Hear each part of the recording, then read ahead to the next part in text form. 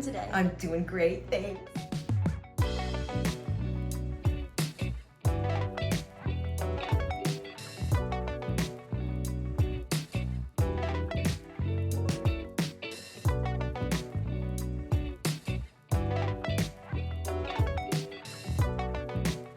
So my title is, I'm an associate professor here in applied psychology, and just this semester I'll be taking on the role of the vice chair under Anil Chaco, who is the chair here.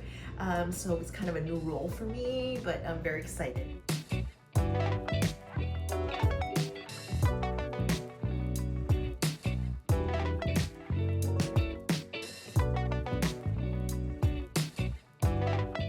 A bunch of things. One of course, is to really support Anil's vision.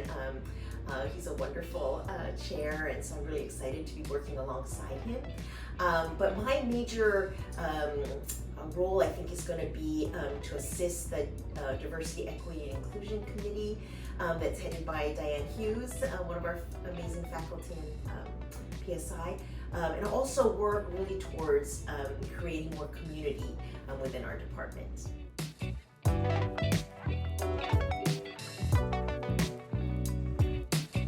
So I have an undergraduate degree in psychology from Whitman College, which is in Walla Walla, Washington.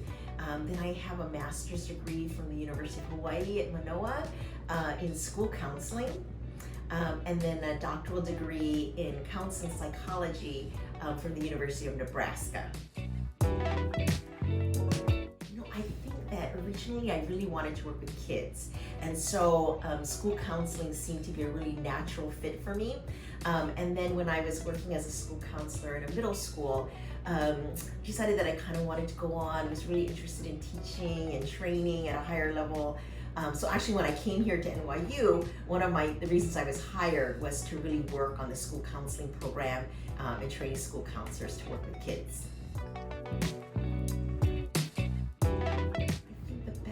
I think the best part to me, there's a lot of freedom in being in academia. I feel like I can ask the questions that I want to, write in the areas that I want to, but mostly really working with students. Love working with undergrads, masters, and of course doctoral students also.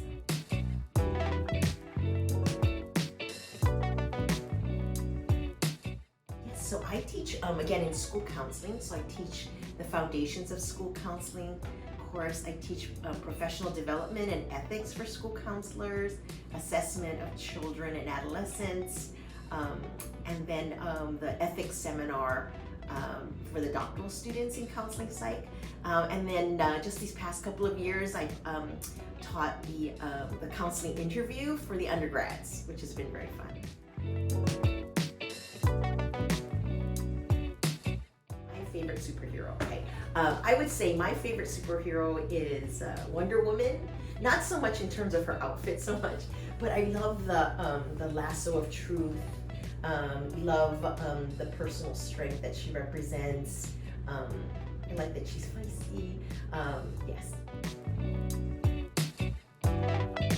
My favorite snack is I love Korean chicken wings. Spicy. Love it. And I also love the wings. I like chicken wings in general, so Josie Wood's buffalo wings are great too. Coffee. To-do list. Eleanor Roosevelt.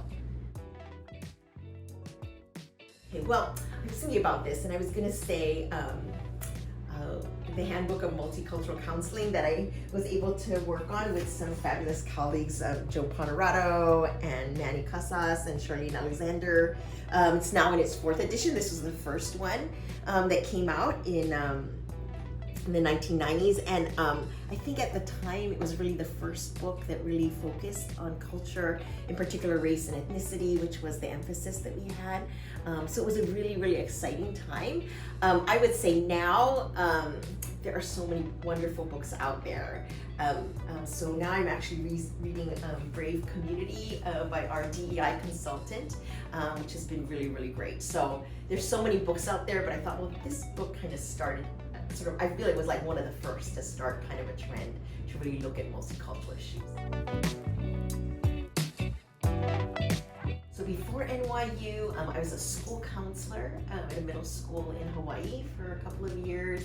And I think that really spurred my thinking because I worked a lot with immigrant students from the Philippines.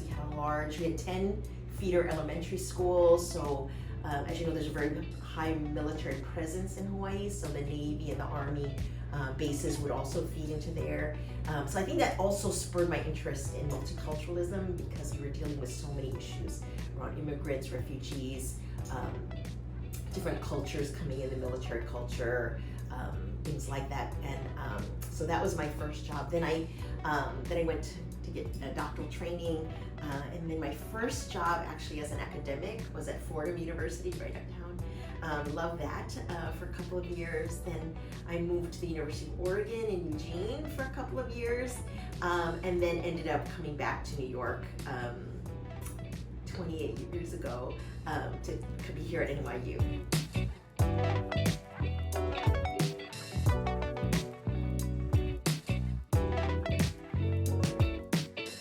I would say bowling, but also with the bumpers. Digital.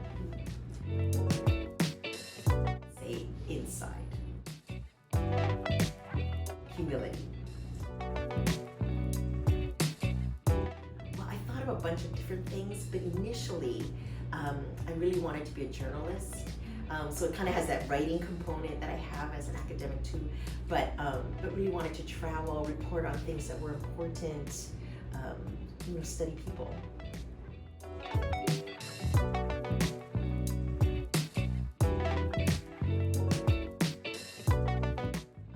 I would say my advice would be to persevere. There's lots of hurdles that come up when you're entering grad school, and lots of different things that come up that you have to pass, and exams and things like that, comps. And so I think sometimes students can get discouraged along the way, maybe looking for a mentor, finding that right person for you, but they're out there, so you just have to persevere.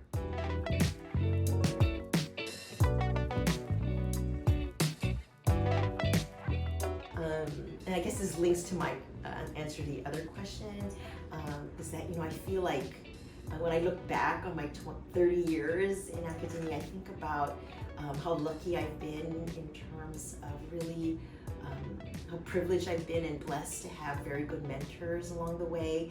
And sometimes I feel like they saw things in me that I didn't see myself. So they really supported me, gave me opportunities to do things. And I think that really was what led me to be able to be here at NYU, which has been a wonderful experience. I have a lot.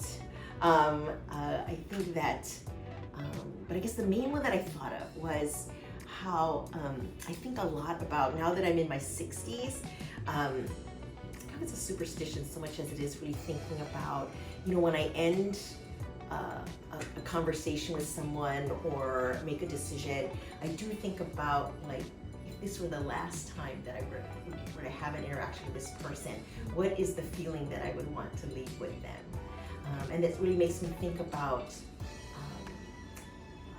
collaboration, cooperation, really thinking about the other person, where they're at, trying to get an understanding of their perspective of a particular situation. So, now that I'm in my 60s, I think that's a very different perspective than I think newcomers to our field, which are in their 30s or younger, where they're really looking to start their careers, versus me now I'm thinking more about legacy and what do I leave behind. What do you hope your legacy is, Lisa? I'm hoping that my legacy is to make things better for people. I think about, I was at this, Beverly Green won the Lifetime Achievement Award at APA, and I was at her speech, and she talked about how she has drunk, I'm not getting the quote right, but that she's drunk from many wells that she never built. And I really feel like I too have had that experience, like I've benefited from mentors and people that have helped me along the way. And I would like my legacy to be that I helped others and made things better for them.